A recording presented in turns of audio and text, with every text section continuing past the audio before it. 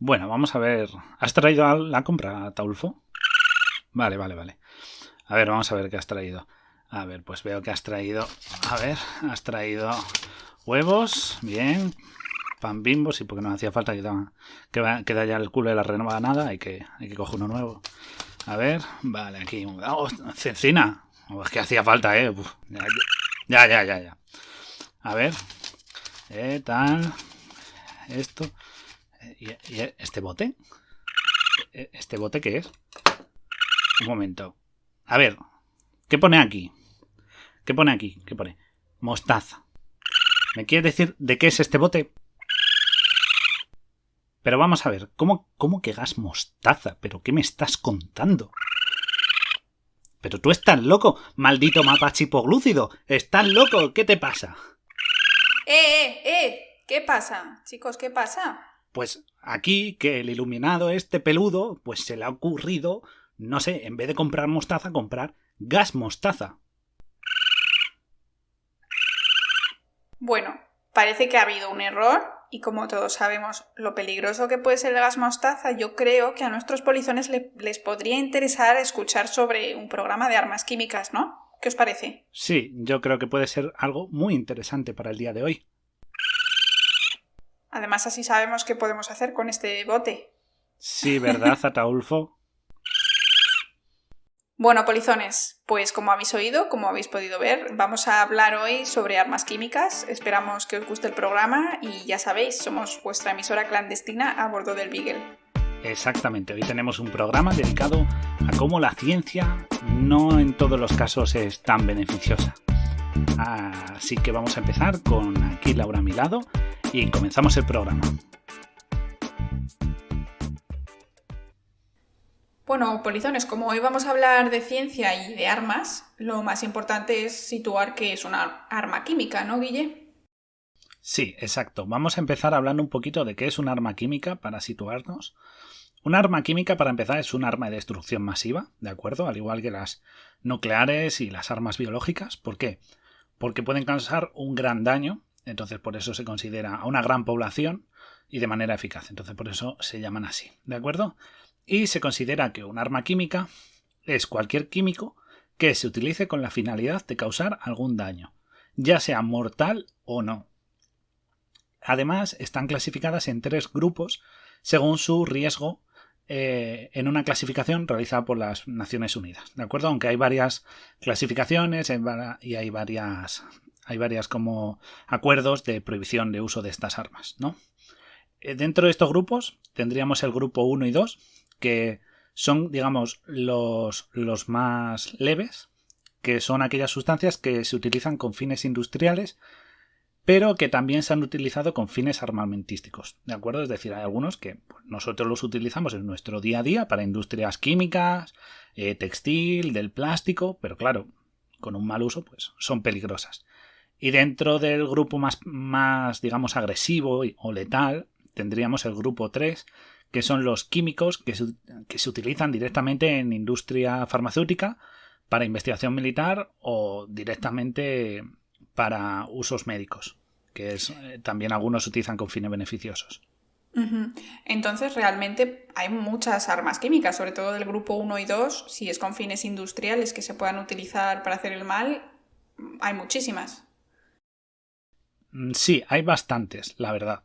Lo que pasa es que, bueno, no todas sirven porque siempre se busca pues lo que es el objetivo militar, ¿no? Que es un gran daño, que sean fáciles de utilizar, fáciles de sintetizar. Es decir, químicos tóxicos hay muchos, pero letales o utilizados militarmente hay muy pocos. Y entonces son esos de los que vamos a hablar, ¿de acuerdo?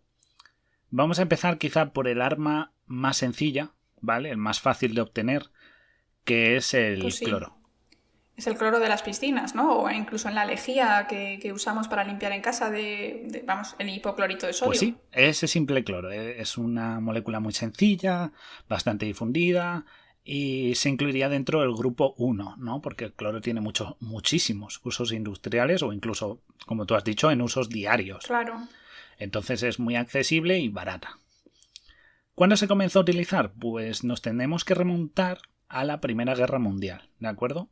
Se empezó a utilizar con un nombre que era la berzolita, Y bueno, se utilizaba ¿por qué? Porque en su versión gaseosa es donde tiene mayor efectividad. Entonces el bando alemán, de acuerdo, pues lo vio como una oportunidad de empezar a utilizarlo como arma, que en esa época pues este concepto de armas químicas no existían y fue una gran novedad. Sí que es verdad que Alemania lo empezó a utilizar, pero cuando vieron los, entre comillas, beneficios, muchas naciones se subieron al carro de usarlo como arma. Vaya. ¿No te acuerdas, Guille, de esta chica que entrevistaron, que era una chica que era socorrista y había mezclado distintos productos de cloro y había producido pues la evaporación del cloro y decía, vamos, que la he liado parda? ¿Te acuerdas de ese meme?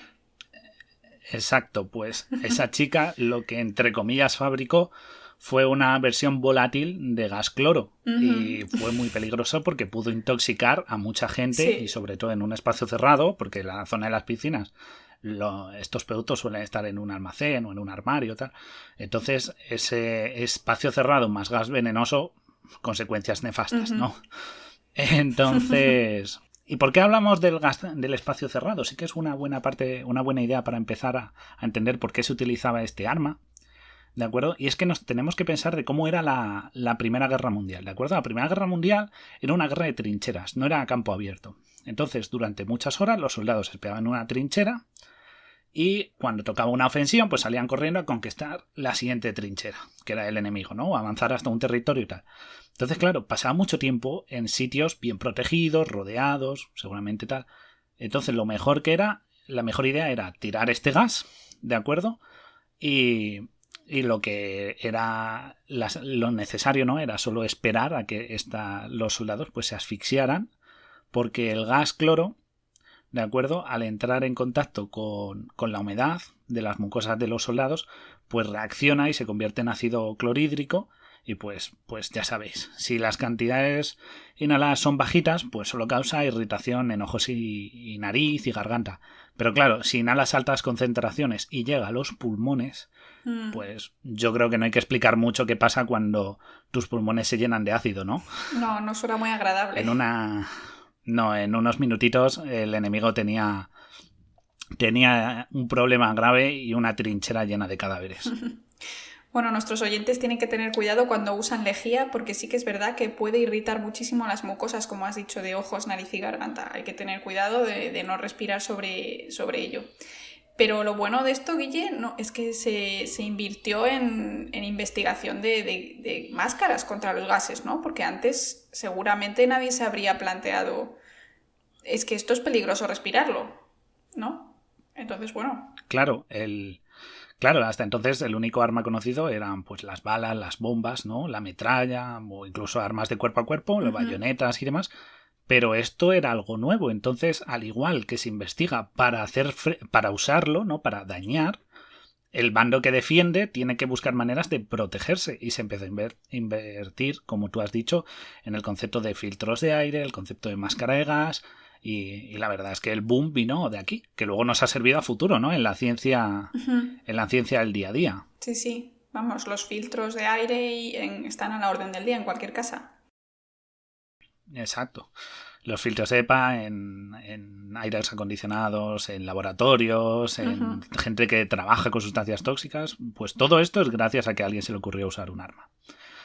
Pero este arma pues se dejó de usar rápidamente porque pasamos a uno un poco quizá más conocido, ¿no? Que gracias a Taulfo tenemos a bordo, ya veremos qué hacemos con Madre él, mía. que es el denominado gas mostaza.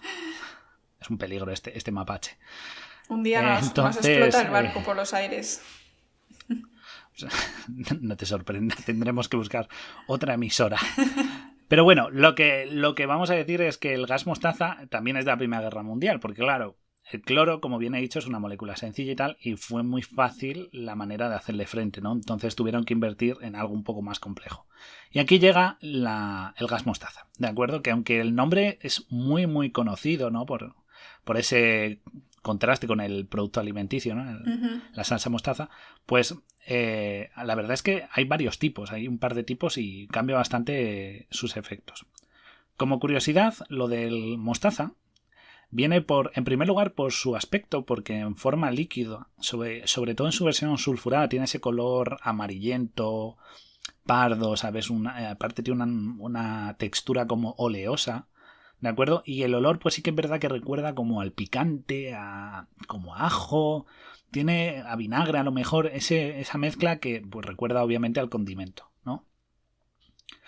Entonces sí que es verdad que aunque lo conocemos como gas, antes se utilizaba en forma líquida y luego cuando se evaporaba pues ya empezaba a causar ese daño, ¿no? O sea, no se usa como gas directamente en un principio, se usa en forma líquida y claro, cuando se evaporaba en sitios cerrados como las trincheras, pues de nuevo pasa lo mismo que había dicho antes.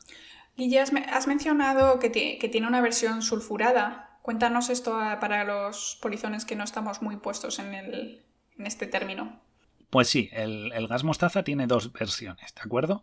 Una sulfurada y una nitrogenada, ¿de acuerdo? Entonces, la mostaza sulfurada, que químicamente es conocida como bis 2-cloroetilsulfano, fue la primera en aparecer. Y es la más benévola, de nuevo uso comillas, por decirlo de alguna manera, ¿no? Ya que su función no era exactamente matar, sino que era más bien causar molestia, irritación de ojos, de garganta, más bien, como igual que he dicho antes, no matar, sino incapacitar o causar un daño secundario, ¿de acuerdo? Sí, más que como hace pues la policía a veces, ¿no? Que tira bombas de gas para que no puedas moverte y estés un poco perdido, ¿no? Exacto, tenía una función lacrimógena. Como lado bueno, igual que hemos dicho antes que el cloro supuso el boom de los filtros de aire, las máscaras y más, hay que decir que, por ejemplo, este tipo de compuesto, ¿no? El químico, no el gas, el compuesto que he dicho, a día de hoy, por ejemplo, se utiliza en algunos tratamientos contra la psoriasis, con lo cual, de nuevo, no todo es malo. ¿De acuerdo? No hay mal que por bien no venga.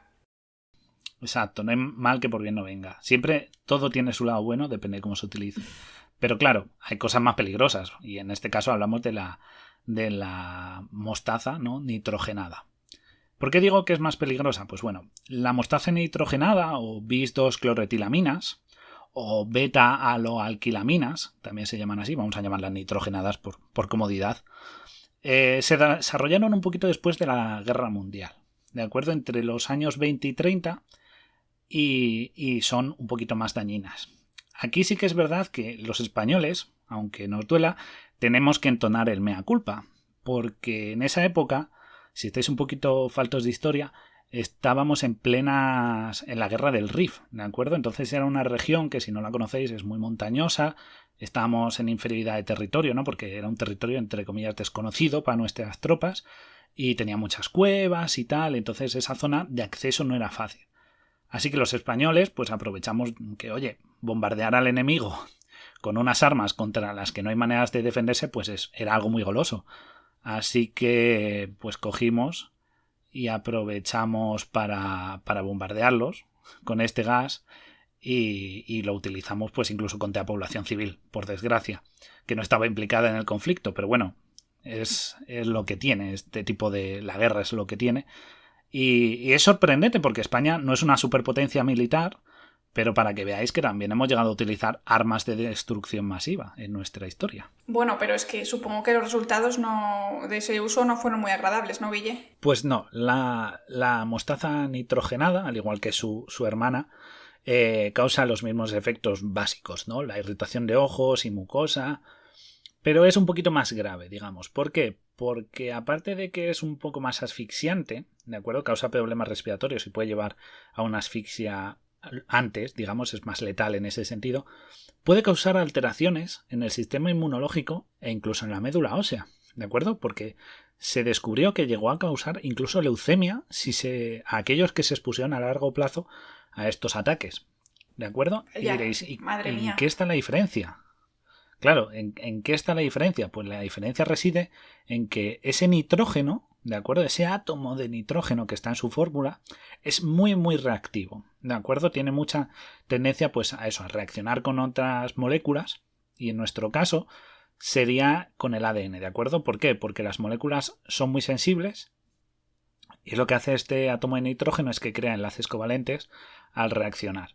Y claro, modificaciones en el ADN, pues todos sabemos lo que conlleva, mutaciones y entre ellas pues daños al sistema inmunológico.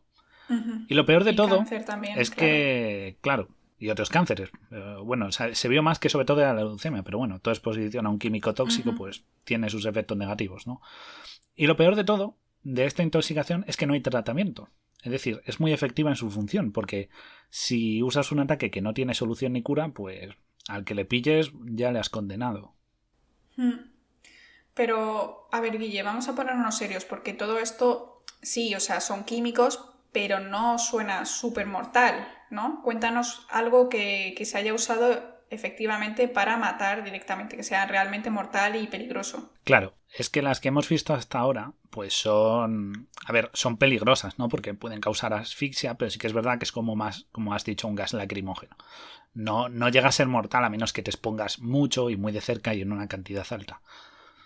Pero hay una sustancia que sí que es muy letal, es muy conocida y se usó muy masivamente, que todos conocemos un poco por su nombre común, que es el cianuro de hidrógeno o cianuro a secas, que tiene muchos nombres, si los buscáis, y entre ellos pues tenemos cosas como el ácido cianhídrico, el formonitrilo, el metanonitrilo, ácido prúsico y el cianano.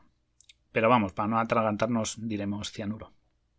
Curiosamente, lo de ácido prúsico o cianano viene porque se extraía de los tintes azules, del cian, de ahí el cianano y el prusio, el azul prusiano, ¿de acuerdo? Entonces viene de ahí esos nombres.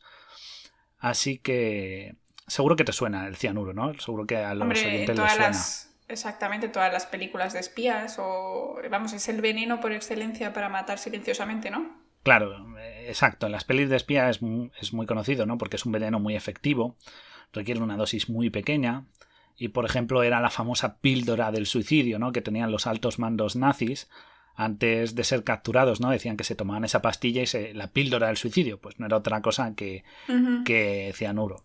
Sí que es verdad que no era instantánea, ¿de acuerdo? Eso es un poco más peliculero, pero hacía efecto en muy corto plazo antes de que los aliados pues les pillaran, ¿no? Y revelaran secretos.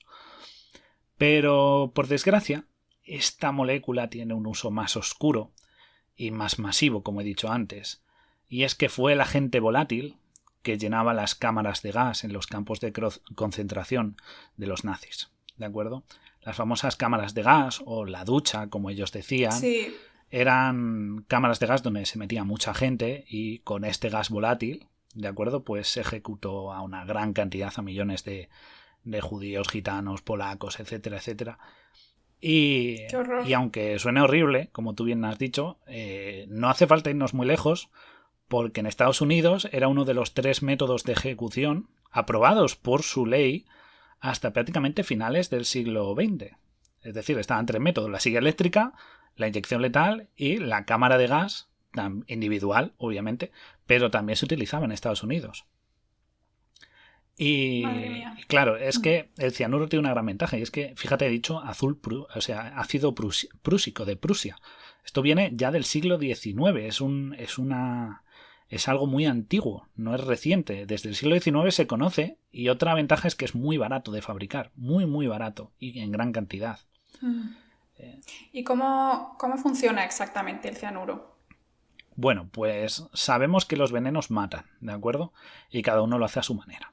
En el caso del cianuro, pues es que en verdad no te envenena, no es un tóxico que hace que te... No, en verdad lo que hace el cianuro es... te asfixia. Pero no te asfixia pulmonarmente, te asfixia a nivel celular. A nivel celular, cuéntanos esto, Guille, a nuestros polizones no bioquímicos. Vale, pues para los que estéis un poco pez en bioquímica o en bioquímica, pues me parece que he dicho 2 veces bioquímica, no pasa nada. El que tiene boca se equivoca. Pues lo que quiero decir es que el cianuro tiene un problema, y es que cuando se ingiere, ¿de acuerdo? Vamos a empezar porque es un compuesto muy tóxico y muy fácil de absorber. Se puede ingerir, como bien has dicho, en el formato pastilla, píldora del suicidio, ¿no? Se puede inhalar, ¿de acuerdo? Y se puede absorber por vía dérmica. Entonces, aunque hay alguien que le metan en una cámara de gas, aunque aguante la respiración, su piel va a absorber el cianuro y va a fallecer. Así que no hay manera de escapar una vez que entras en contacto con él. ¿Cómo funciona? Bueno, pues el efecto tóxico del cianuro es que tiene una reacción con el hierro del citocromo C3, ¿de acuerdo? que es una subunidad de la citocromo C oxidasa. Ok, dices, ¿pero esto qué significa? Bueno, pues en nuestras células, Sí, por favor. ¿de acuerdo? Hay un orgánulo, ¿vale? Los orgánulos, para el que no lo sepa, por si alguien está un poco perdido, son las pequeñas partes que conforman el interior de la célula, ¿de acuerdo? Entonces, dentro de la mitocondria, pues está esta citocromo C oxidasa, ¿vale? Dentro de la mitocondria, y lo que hace es que el cianuro bloquea el proceso de formación de ATP, ¿de acuerdo? Durante la respiración celular. ¿Cómo funciona la respiración celular? Bueno, pues igual que nuestros pulmones, la célula lo que hace es coger el oxígeno de la sangre, hacen la reacción de formación del ATP y devuelven dióxido de carbono, ¿de acuerdo? Explicado muy sencillamente. ¿Qué pasa con el cianuro? Pues que esto lo bloquea. Entonces, no se absorbe el oxígeno, no se consume, ¿de acuerdo? Y se crea una hipoxia citotóxica tisular multiorgánica. Explicado fácilmente que todos tus órganos, al no poder consumir oxígeno, se asfixian. Todas tus células se asfixian. ¿De acuerdo? Bueno, en resumen, lo que pasa es que el oxígeno no utilizado se acumula, ¿no?, en la sangre, y entonces esta alta concentración de oxígeno es tóxica y además es que lo que ocurre es que empieza a generar radicales libres, ¿no?, radicales libres oxigenados. Pero vamos, que lo que ocurre es que tu cuerpo no puede metabolizar el oxígeno que has inhalado, resulta tóxico, te mueres rápido y en unos minutos. Sí, suena bastante terrorífico y letal, pero al menos mancha menos que usar una motosierra, ¿verdad? Ay, Guille, madre mía. Bueno, vamos a intentar ponernos un poquito serios, pero sí, es peligroso.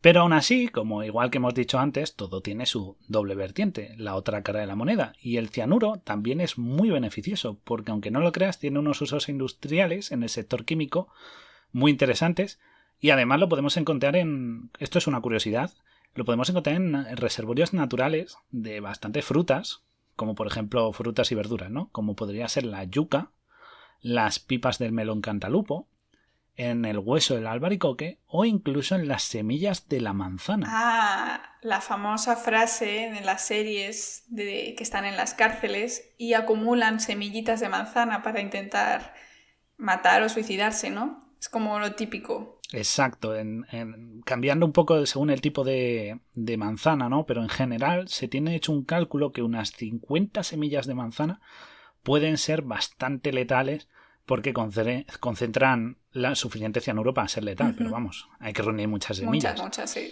¿Y sabes dónde también hay mucho cianuro? En algo que se consume a diario y que vemos mucho por la calle y toma bastante gente. Cuéntame. Pues en el tabaco procesado.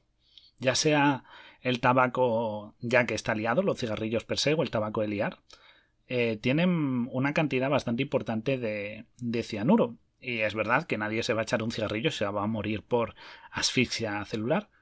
Pero esa cantidad de cianuro mínima lo que hace es que, como tú bien has dicho, no se consume ese oxígeno, se te acumula un poquito cada vez que fumas en la sangre esos radicales libres, ese oxígeno, que poco a poco puede suponer un envejecimiento un poquito más rápido de tus tejidos o aparecer el cáncer, como ya sabemos todos. Así que sí, fumar es malo y mata lentamente. La verdad es que aquí, desde el Camarote de Darwin, os recomendamos no fumar y cuidaros si queréis tener una vida larga y sobre todo una vejez que sea funcional, que estéis felices y contentos, sin ningún tipo de enfermedad. Exacto, y que tengáis unos telómeros saludables y que os duren mucho tiempo. Pero si queréis saber de qué hablamos con los telómeros, os recomendamos escuchar el programa anterior sobre seres vivos longevos en la Tierra, que nos quedó muy interesante. Exacto, buena recomendación, Laura. Pero bueno, vamos a pasar a lo más peligroso, al plato fuerte de las armas químicas. Vamos a hablar de los agentes nerviosos. Uy, agentes nerviosos. Suena una lista larga, cuéntanos. Pues sí, hay varios. La verdad es que todos son más o menos igual, más o menos. Y entre ellos pues tenemos el famoso gas sarín, el tabún, el somán, el VX y el más reciente, el Novichok. Y en verdad, como he dicho, son bastante parecidos entre ellos porque su aplicación es bastante similar y sus efectos también, ¿de acuerdo? Como bien hemos dicho antes, siempre los gases son la mejor forma de asimilarlos, ¿no? Pero también puede incorporarse por ingestión o incluso por contacto con la piel. Así que, al igual que el cianuro, son muy peligrosos en este sentido de al entrar en contactos con ello. También son muy peligrosos porque su objetivo es causar un daño irreversible, ¿de acuerdo? Estos son los más letales. Bueno, entonces, para que ni los polizones ni yo nos volvamos locos, resúmenos un poquito los efectos y las mecánicas sin entrar en detalles y listas muy largas. Bueno, pues los efectos, como siempre, dependen un poco de la cantidad incorporada. Pero sí que es verdad que de los agentes nerviosos, en general, con una cantidad muy pequeña, con cerca de 5 miligramos o menos, puede ser una dosis letal. Es verdad que los agentes nerviosos pues interfieren un poco en el correcto funcionamiento de los neurotransmisores, pero como he dicho, todos son bastante parecidos. Y todos tienen en común algo, y es que tienen como principal objetivo el bloqueo de la actividad de la acetilcolina, ¿de acuerdo? Entonces, para simplificar un poco, este neurotransmisor, cuando se ve afectado, pues muchas funciones de nuestro cuerpo empiezan a fallar. Y causa síntomas que van desde las contracciones musculares involuntarias a la contracción de pupilas, secreción nasal o dificultades respiratorias, a síntomas más graves como pueden ser la diarrea, la incontinencia, sudoración, taquicardia, y si el envenenamiento es bastante grave, pues podemos ver convulsiones, pérdida de visión, fallo cardiorrespiratorio y obviamente la muerte.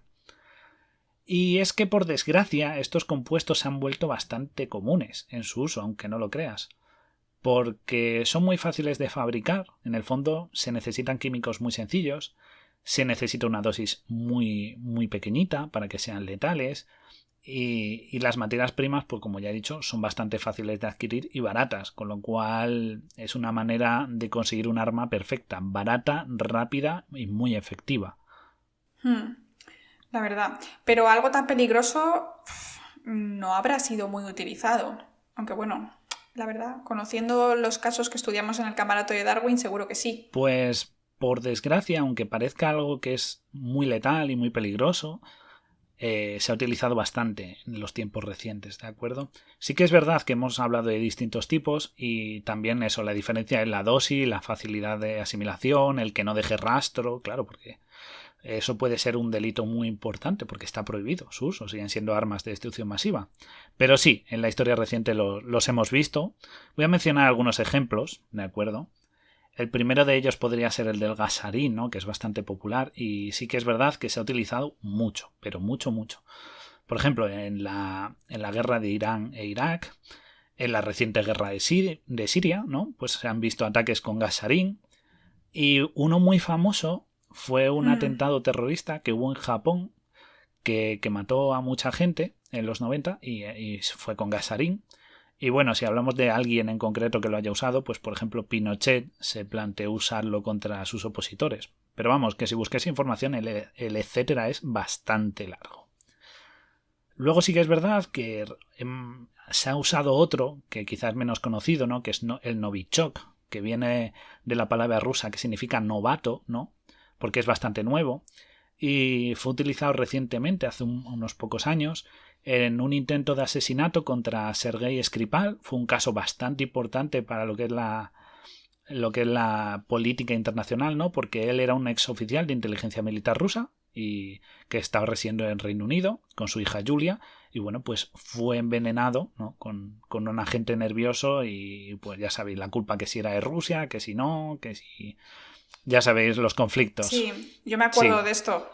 La verdad es que estuvo interesante seguir. Sí, porque las además noticias. hubo cierto riesgo de contaminación de gente que vivía cerca de ellos. Así que fue bastante peligroso porque no afectó solo a una persona, que era el objetivo, sino a más. Y quizá el caso más increíble, que podéis incluso ver el momento en el que se utiliza, porque podéis encontrar la grabación, es en el año 2017, que se utilizó el agente nervioso VX. Y fue para eliminar al hermano de alguien muy conocido, de nuestro querido líder todopoderoso coreano Kim Jong-un. Pues si busquéis el vídeo, lo podéis encontrar, podemos ver cómo su hermano, Kim Jong-nam, murió cuando un par de mujeres, vestidas de calle, de aspecto no muy problemático, se acercaron con un pañuelo, le hacen algo, ¿de acuerdo? Y ese pañuelo lo que estaba era impregnado con este agente VX. Y como se absorben por vía dérmica, como he dicho, pues claro, con apenas tocarle con el pañuelo lo envenenan y el tío pues falleció en unos minutos. Y podéis verlo, o sea, el vídeo está grabado porque ocurrió en el aeropuerto internacional de Kuala Lumpur y las cámaras de seguridad pues grabaron todo esto que si lo veis es una escena que dura apenas unos segundos y el tío ya estaba condenado. Madre mía, la verdad es que parece en todos estos casos de una película de espías, vamos, de lo más interesante. Increíble. Pero, o sea, que ha sido utilizado muchísimo, ¿no? A pesar de ser consideradas armas químicas de destrucción masivas. Pues por desgracia sí. O sea, en la Primera Guerra Mundial todavía no había esta definición, entonces claro, había un poco libertad del el todo vale. Pero esto, por ejemplo, que acabamos de ver, ha ocurrido en pasado del 2010, o sea que es historia reciente y ya hay acuerdos internacionales que prohíben este uso y incluso su tenencia, ¿de acuerdo? Pero bueno, ya sabéis cómo van los tratados internacionales. Que prohíben una cosa, otra, Sí. pero bueno, ya sabes, hay algunos que dicen que sí. Siempre echa la ley, echa Exacto, la trampa. yo ya no también, ¿eh? tengo, pero bueno, tengo un laboratorio secreto que tú no conoces, que no sé qué. Entonces, Exacto. de aquella manera. Sí que es verdad que Ujú. antes de cerrar, porque ya hemos hablado, digamos, de todos, pero sí que hay dos que me gustaría mencionar. Uno ya hemos hablado de él, es el denominado agente naranja, creado por nuestros amigos de Monsanto, del que hablamos en el programa de transgénicos, hace 2 programas, os recomiendo mucho verlo. Y es verdad que aunque su fin no era utilizarlo contra población, claro, por sus características, porque no era biodegradable y era carcinogénico, pues sí que se consideró arma química porque afectó a una enorme población de Vietnam durante la guerra de Vietnam, ¿no? Y también a soldados americanos y dejó muy afectado a todos los territorios y aguas de la zona. Sí. Y uno... Contamos toda la historia, así que si queréis ampliación, está todo ahí en nuestro programa anterior. Exacto. 2 anteriores. Os recomendamos verlo. Y sí que es verdad que voy a hablar de uno que tiene un poco así como el doble juego, ¿sabes? Como tú hubieras dicho, echa la ley, echa la trampa. Y este del que quiero hablar es el fósforo blanco, ¿de acuerdo? Que es utilizado, es legal y lo utilizan prácticamente todos los ejércitos. ¿Por qué? Porque al entrar en combustión genera una enorme cantidad de humo blanco, ¿de acuerdo? Entonces puede servir como una pantalla de humo defensiva, ¿de acuerdo? Para señalizar una zona. También es verdad que es un agente incendiario muy muy potente y lo puedes utilizar pues para arrasar zonas de vegetación o no, o pequeñas zonas con alguna infraestructura que quieras dañar. Entonces no es tóxico, no se utiliza directamente contra la población, en teoría.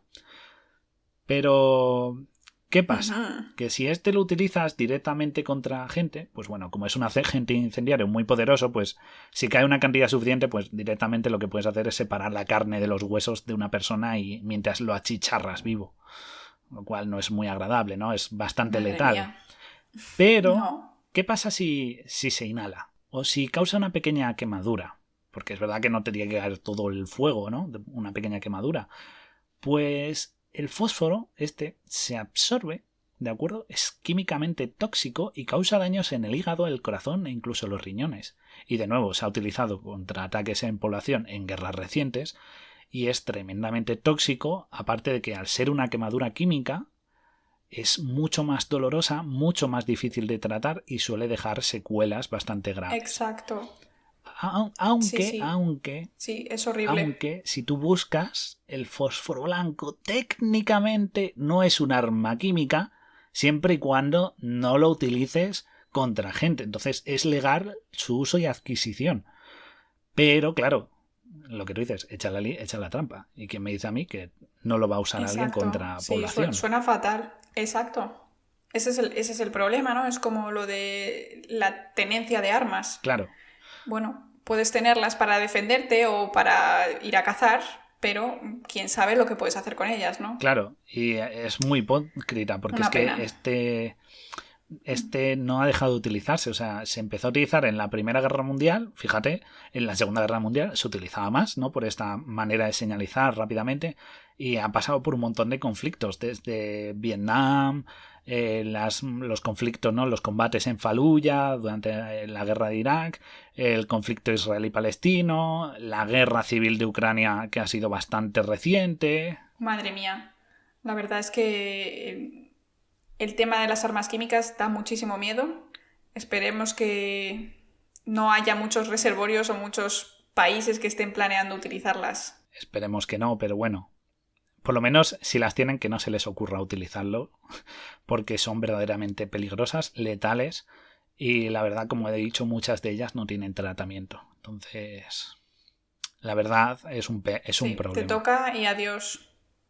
Y el problema grave es sobre todo que se usan en muchos casos contra civiles, ¿no? Que este es el gran problema, que no es en el campo de batalla, ¿no? Por decirlo de alguna manera, contra soldados, sino que muchas veces es directamente, pues ahí, fumigar, ¿no? Con las toxinas o con lo que sea, que eso da mucho miedo. Exacto, sobre todo utilizando en agentes nerviosos no, porque es muy letal y muy llamativo. Eso es más para asesinatos, sí que es verdad que hemos visto el caso de Skripal, ¿no? O el del hermano de Kim Jong-un, pero por ejemplo en el caso del fósforo blanco o el gas mostaza y tal, pues sí que es verdad que se utiliza para arrasar zonas y muchas veces civiles, y eso es un verdadero problema.